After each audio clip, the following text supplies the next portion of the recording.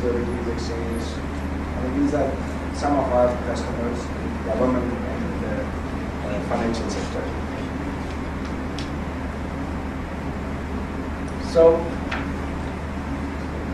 passing through these stages of evolution and working with the global companies in delivering complex projects and working with World Bank and the likes of the organizations, which actually expect you to follow certain things which they believe are going to be a big wave in the coming years. So that's how we have recently adapted. These are our themes and waves that we are going to do.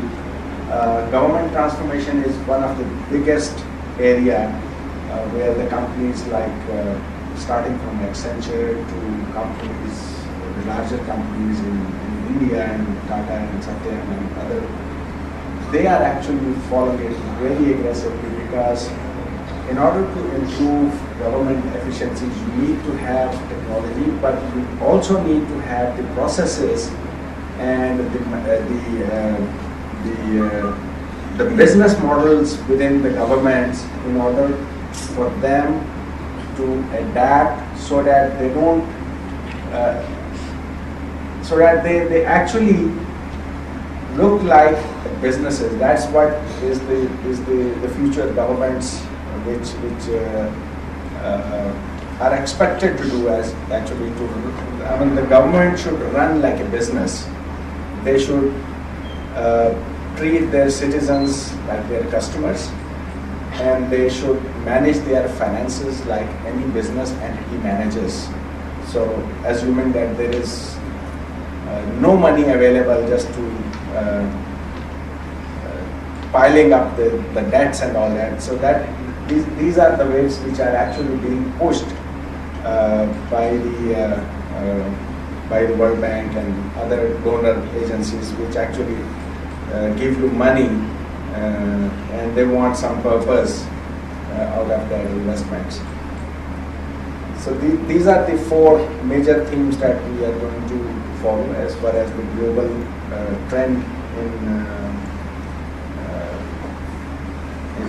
positioning technology for governance is concerned. These are goals and aspirations for the 5 years that we are going through till 2015. We want to become a globally recognized system integrator. We want to evolve our own cutting-edge onshore, offshore delivery models, which actually we are doing it very successfully. There are very few people that we deploy at customer side, and we build up almost every solution at the back end very economically, rather than deploying the whole teams over there. And so we are evolving that efficiency model to cut our costs and deliver the solutions in a much lesser time than anticipated on an onshore model.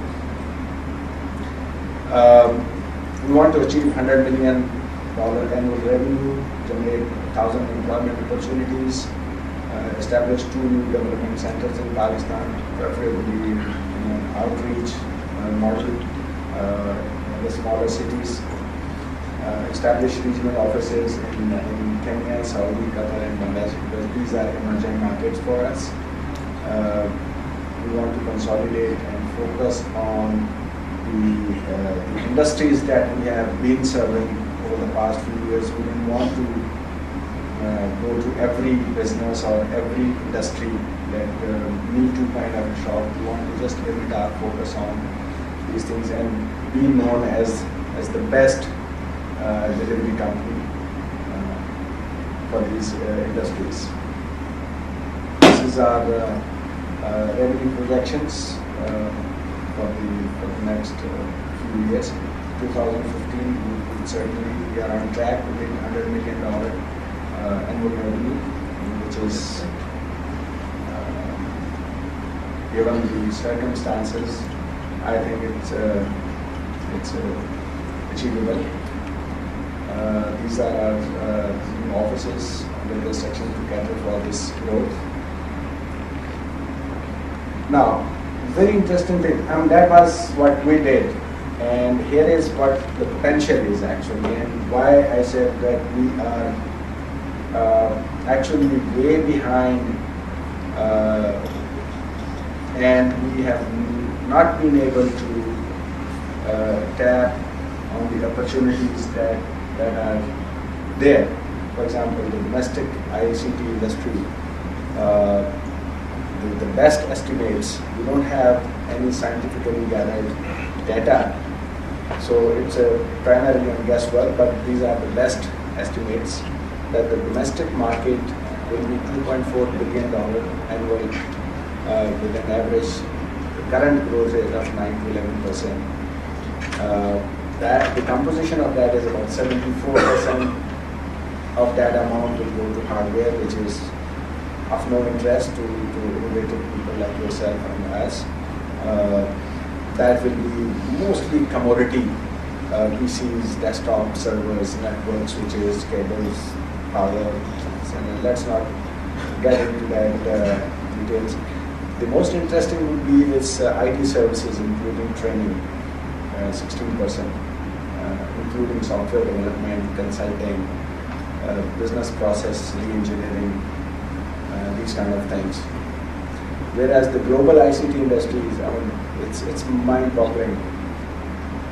$2.8 trillion is the industry size, with an average growth of 6 to 7%. And see, the composition over there is even more exciting, which means that bulk of that revenue would be from software, around $560 billion annually, and 30% from services, which is consulting, deployment, support, back office, BPOs, other kind of stuff. So it's a huge opportunity.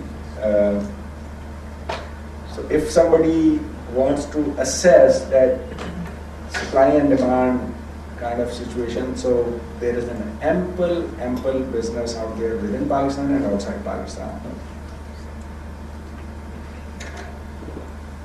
It is a little bit of competitive position. The only relevant comparison that we always find is India, because of the demographic, because of the historic things and education level and things like that. It's here. Population-wise, we are about, India is about 7 times bigger than us, close to 7 times.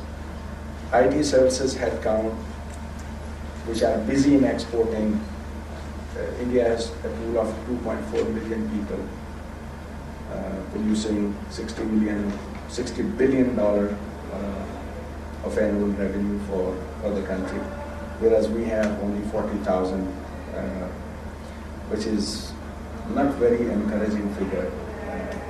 On the next slide, I'll show what exactly is the potential. Here is the potential. The number of graduates that we produce and the institutions that we have today, we can easily add another 70,000 people into the pool of 30,000 people which are serving domestic industry at the moment. Now, how can you push 70,000 people? That is something which either only governments can,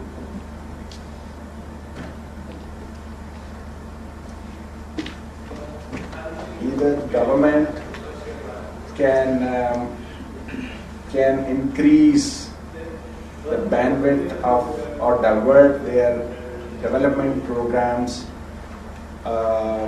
in the public sector, or if there is an activity within the private sector, if there is a growth, which is obviously is very relevant thing that we can do, but the potential is there. Logically, we should have been doing this. I'm not drawing this figure that India is doing everything we have to do 1/6 of that. It's not that.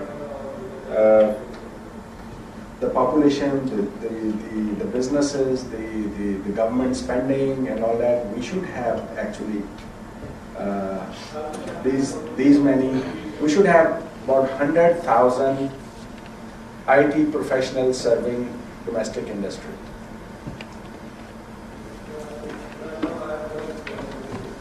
As opposed to 1 million, which is in our neighborhood. Same as the case with the global. I mean, that's where we have a major shortfall, and we are lagging behind, and we are not actually tapping the potential which is available to us. Forget about North America and Europe, where the barriers to entry are becoming even higher and higher because of the political thing and other thing. But Middle East, Africa, and South Asian countries in our neighborhood like Bangladesh, Sri Lanka, Nepal, Bhutan, Vietnam, these are all emerging, developing economies. And trust me, what we have done over the past 10 years, they have just started doing it. So we can easily leverage our experience that we accumulated over the last several years to deliver it successfully, and that's what exactly Infotech is doing. We are putting up national payment switch, for example, for Central Bank of Bangladesh. It's a $5.5 million project. We installed payment switches back in Pakistan about 8-10 years ago. We had RTGS about 10 years ago. So same as the case with the Bhutan, Nepal, we are automating their stock exchanges. Our stock exchanges were automated 10-15 years ago. So these are the experiences that we are leveraging for those countries which are still in a very early stage of their development, and those should be our target markets. They would be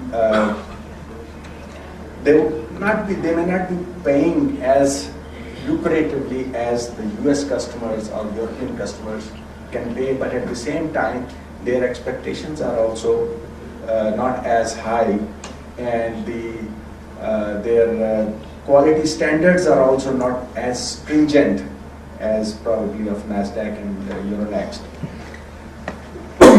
So it's a low-hanging fruit that we can start picking up, and we can increase within. I mean, I'm engaged with the policymakers and all that, and wherever I find time, I also communicate and we exchange views with people like Umar Saif, who are in the policy spheres of the government, as to how can we leverage it and how can we actually. Sorry, I have a question regarding the point. Can I make it? Can I make my point? Yeah, we have a question answer session which is about to start. Let me go through this thing quickly, and then we have plenty of time for question and answers. Yeah, the second, the lower portion of this table is actually worth attending to. We have not been able to leverage the potential is that the number of companies that we have today. So there is plenty of room for inclusion, and trust me that every company, even if it is a 20,000 people company, at one day it starts with 1 or 2 people, the founders. So I would encourage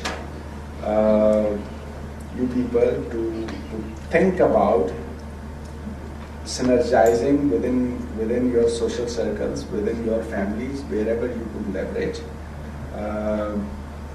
That if you are already employed, you have experience, and if you have a desire, an instinct to be a successful startup company, this is the best time that one can suggest you when there is room for you to play, and there is a little bit of economic dullness, which is, I tell you, is the best time, as all the economists in the world say that the best times to start a business is when there is a depression and there is a negativity, or there isn't enough growth in the market. So these are some of the statistics comparison. And if there is any question relating to that, we can go back again. I would skip all these challenges and all that because not relevant to you people. So these are some things which you will face once you actually jump into that. So here is something which I would like to start our interactive session. That what are the ingredients for a startup? To start with, you need to have a dream. If you don't have a dream, you probably can follow somebody, you can copy somebody, you can probably open another grocery shop if there is a grocery shop and you said that this grocery shop is there, so I can have another grocery shop there. So that's not a business, that's because there is no innovation, there is no dream behind. You are actually copying somebody, you are following somebody. So you are not driving yourself out of your own passion and drive. So